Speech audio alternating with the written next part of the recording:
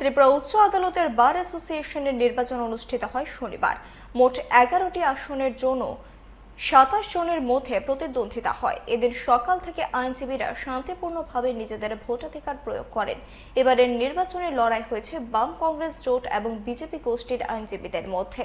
Voter সংখ্যা মোট 217 জন। প্রতি 2 বছর পর পর হাইকোর্ট বার অ্যাসোসিয়েশনের নির্বাচন অনুষ্ঠিত হয়।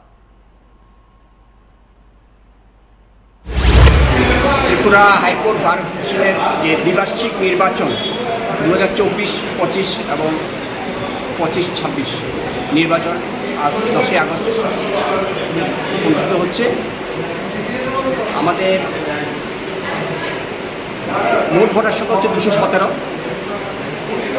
এবং আমাদের যাদের নির্বাচিত ঘোষণা করবো 11 জনকে আমরা নির্বাচিত ঘোষণা করব। আমরা 4টে বুথে আমরা ভোট গণনা করছি।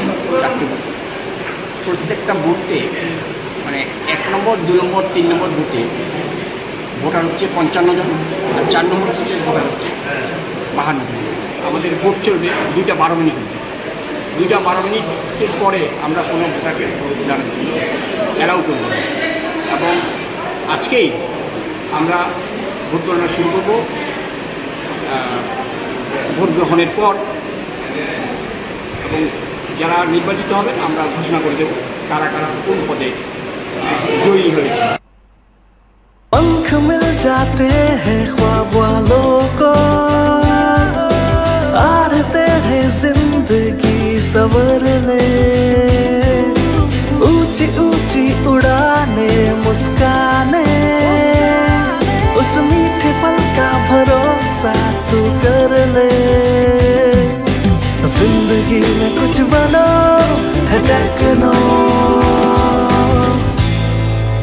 Techno College of Engineering, Agartala.